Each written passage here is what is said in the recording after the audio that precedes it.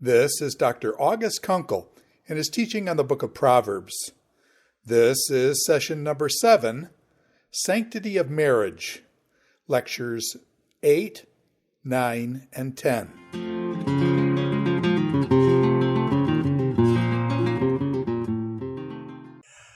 Welcome back to our Proverbs talks.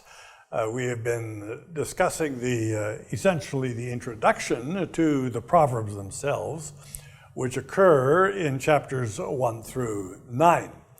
And we have pointed out that this section has talks, or we might call them lectures, of the parent to the child with some interludes.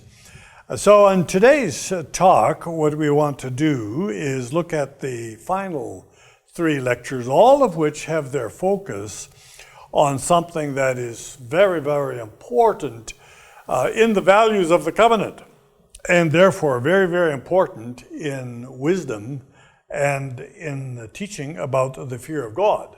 That subject is the sanctity of marriage. The fundamental premise is that which is given in Genesis, in which God creates man and woman, and the man says, "This is now bone of my bone and flesh of my flesh, and therefore a man will leave his father and his mother and will cleave to his wife, and they will be one flesh."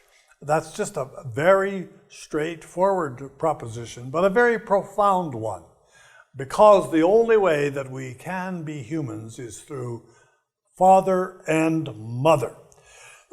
And in terms of our growth and our education, we need to become independent of our own father and mother, and exactly as we read in one of the previous lectures, my father taught me the way I am teaching you.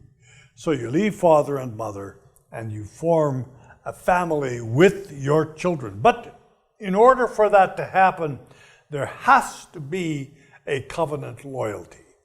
And so for 3 whole talks, the focus is entirely on the maintenance of this covenant loyalty as the highest priority. Of course, the covenant sometimes fails. The Torah itself acknowledges that because we are humans and because our own ability to fulfill our own desires is limited. The covenant of marriage fails like others fail. But that never is to compromise the goal. The goal and the aspiration is to preserve that unity in every way that we can. And that is the aim of the wisdom teacher. Now in Proverbs, we encounter 4 women. And I think in order to help us understand these 3 talks of the parent to the child, it is useful for us to make sure that we have distinguished these women who in each case are representative, but representative in a somewhat different fashion. So we've already been introduced to woman wisdom. We looked at her call in chapter 1, verses 30 to 33. We're going to see that she prepares a great banquet at the conclusion of this section. And we're going to see that she is the one who is the companion, in some sense, of God in chapter 8, verses 22 to 31. She has the closest of relationships with God, and she delights in humans. We will come to discuss that point a little bit further. Then there is woman folly, who is the very converse of woman wisdom. We find her in the conclusion of this section in Proverbs 9, verses 13 to 18. She is the one who embodies foolishness. She is boisterous. She is seductive. Her fare is stolen bread and stolen water. The third woman is been introduced to us already as the foreign woman. That is the one who is not faithful to the marriage vow and the marriage covenant. And we're going to find her in the three of the talks that we're looking at today, but we're introduced to her briefly in the purpose of wisdom as it was outlined in chapter 2. She is characterized by her allurements, by her flattering speech, by all of the wiles and temptations that she exercises. But following her is always folly, and following her is going to lead to destruction, to the loss of a life, eventually to death itself. And then, of course, the fourth woman is the marriage partner, the faithful marriage partner.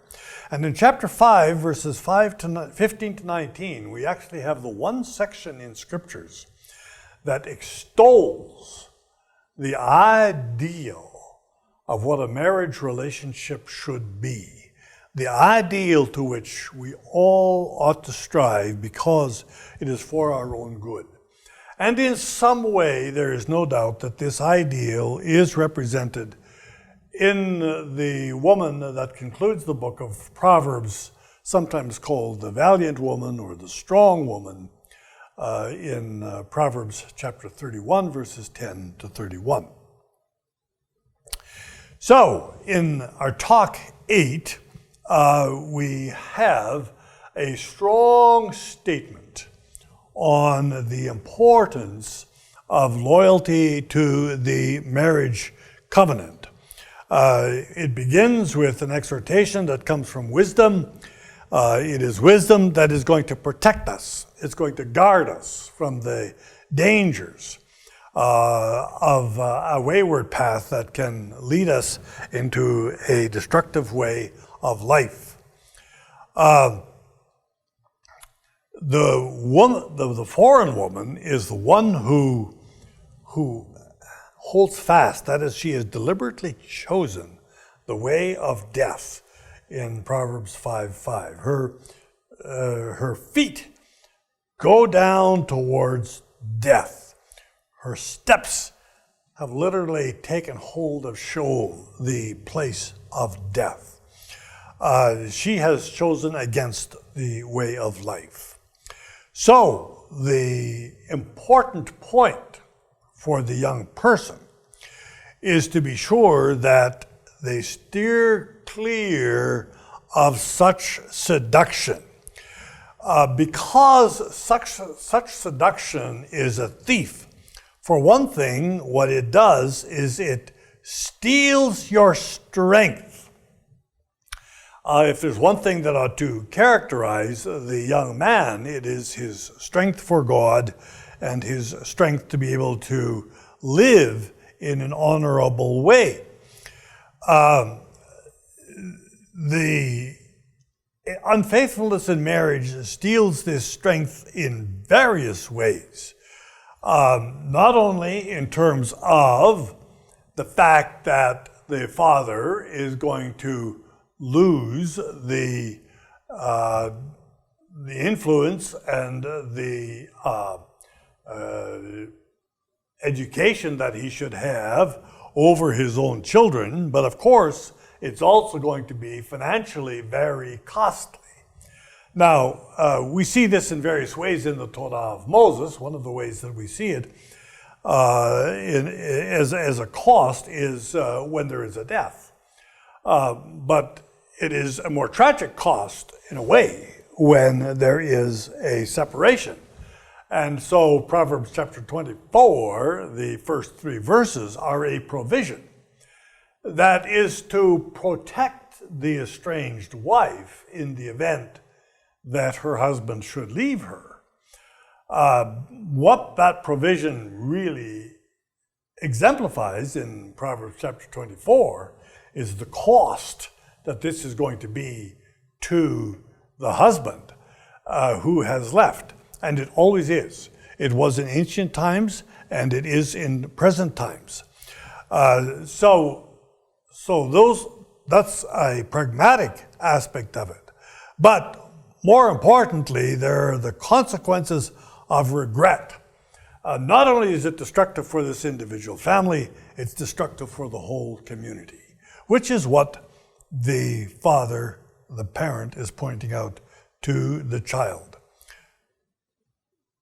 One of the conflicts of marriage often is that of sexual relationships. And so that particular point is addressed in verses 15 through 20.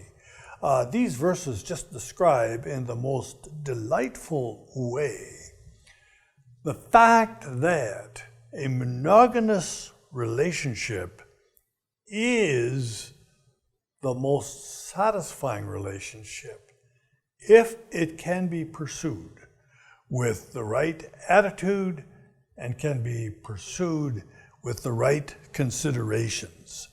And so an intimacy in marriage can be something that is a well of cool water. It's that which is always refreshing, always sustaining. And that is the way that it is described here.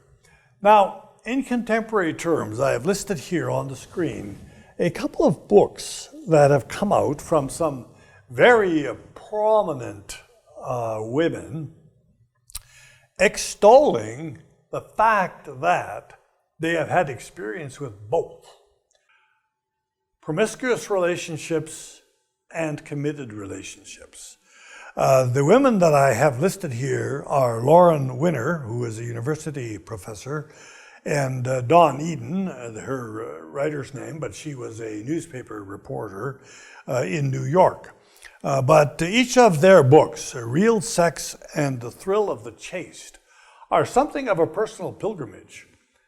But what both of them do is point out the fact that the most satisfying and fulfilling relationships are those of marriage chastity. And they illustrate this and describe this in various ways, both the pain of not having such a relationship as well as the fulfillment that such a relationship can be. And so the married person should be, as is described here by the writer to Proverbs, as being lost in your love, lost in satisfaction. This is a verb that he repeats here several times in these verses in order to describe the complete kind of devotion which one should have to one's spouse, which one should have to one's wife. This is the straight road. The converse of it is the meandering road. The Lord directs, and that verb is used twice in this passage, the ways of a person in the right way, but it is bonds and cords and chains that wrap around the person who misses this ideal. In the sixth lecture, we are given a lesson on the price of unfaithfulness. It begins with the logical place. What does the Torah have to say? And here we essentially have, in chapter 6, verses 20 to 24, a recounting of Deuteronomy 6, 4 to 9. You'll recall that Deuteronomy 6, 4 to 9 is kind of the summary of what it means to be committed to God in the sense of the fear of the Lord. It's what's known as the Shema. Shema Yisrael, Adonai Eloheinu, Adonai Echad, V'avta Adonai Elohecha, V'kol levavcha, V'kol nafshecha, V'kol moedecha. You shall love the Lord your God with all your mind, with all your desire, and with all your wealth, is probably the most appropriate way to express all of that. And then you etch these values on your mind so that whether you come in your door or leave your house, whether you get up in the morning or lay down at night, whether you are going on the way or are coming home, these are the values that guide you. Now, here is a reference exactly to that passage. The Torah is for life, the Torah is a light, and the Torah is a protection. So keep this covenant value before you at all times. And what does that entail? Well, it entails the affirmation of the family, honoring your father and your mother. It entails the affirmation of marriage. You shall not commit adultery. And that clearly is the high point of this passage. There is a deliberate comparison with a prostitute in this chapter in verses 25 and 26. The paying for sex, a certain monetary price, is in certain ways limited only to that price which you pay. But when you are dealing with someone else's wife, with the foreign woman, as she's described here, there is another issue, because as this verse here says, she is hunting for your life. This is going to cost you everything. And don't ever once think you're going to escape the penalty of meddling with the vow of marriage, because you can't walk on hot coals and not get burned.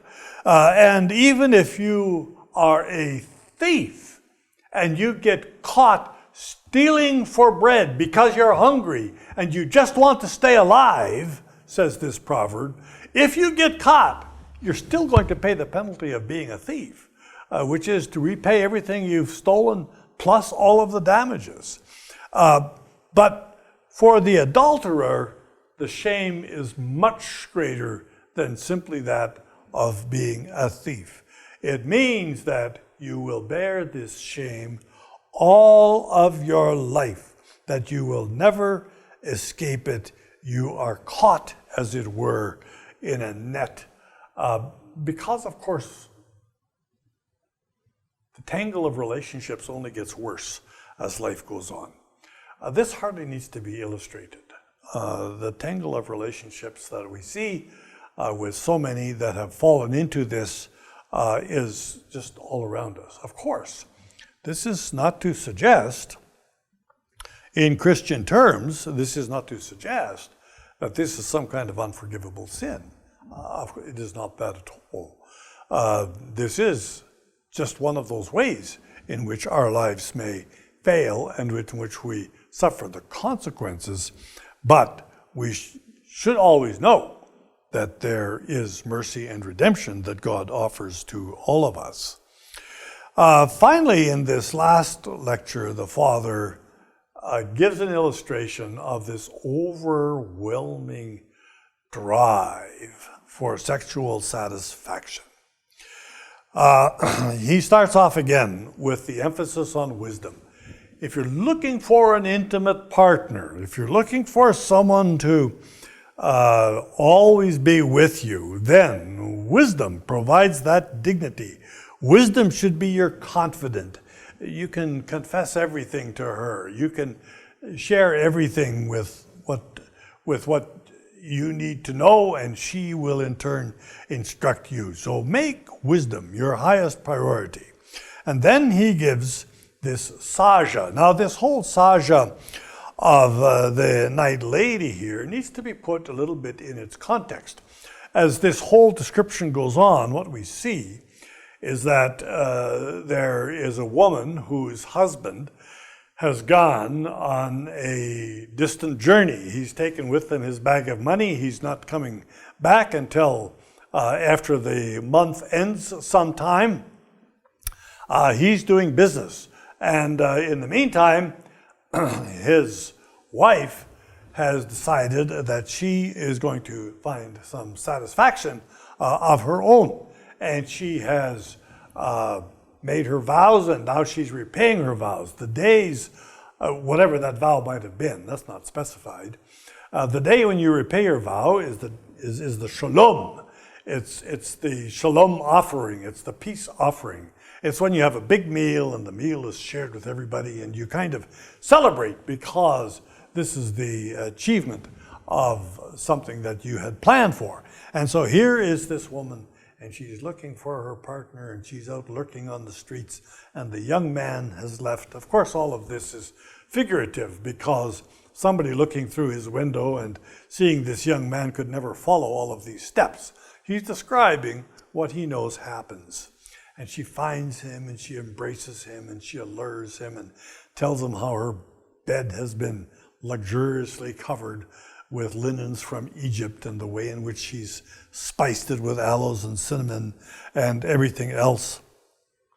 And she's obviously a woman of some prestige and some wealth, which is, of course, the most dangerous kind of woman that you could ever get involved with or meddle with.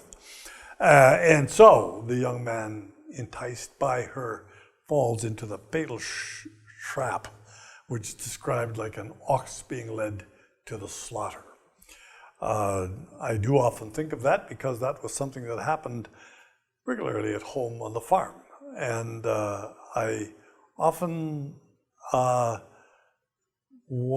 contemplated the fact that when it came to that day and we led the ox to the slaughter, the animal had absolutely no fear whatever. I had no idea what was happening. It just stood there and was the way that it always was, and then all of a sudden, bang, and it was all over. I'm sorry for such a graphic description, but that's exactly what this proverb gives you, the ox being led to the slaughter, where the animal has no idea that it's being led straight into its death. And that is what's happening with the young man who is allured by this licentious woman, and it's going to cost him. She lurks for his life. So the concluding metaphor here is that sexual temptation is like an animal and a trap. The stag runs right into the snare of the ropes.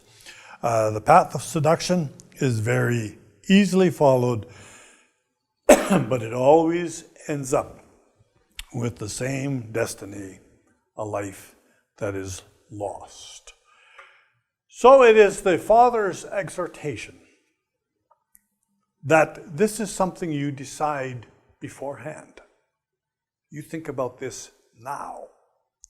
You don't think about this when the woman comes around the corner, or when the opportunity suddenly presents itself, which it could do in various sort of ways, often without warning or announcement. This is something you've decided ahead of time.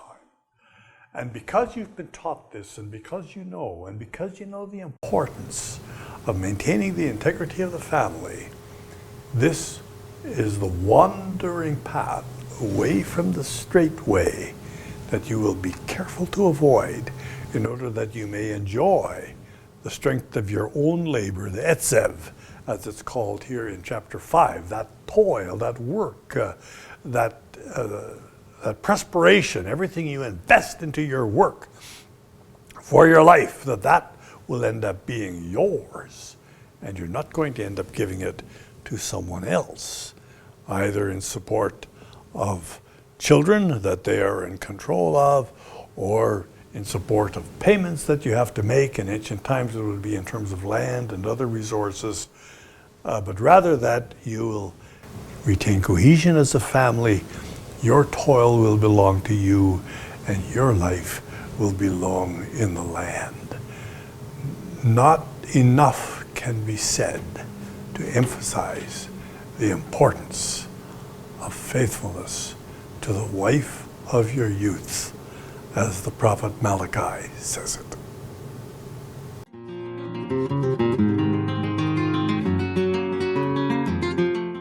This is Dr. August Konkel and his teaching on the book of Proverbs.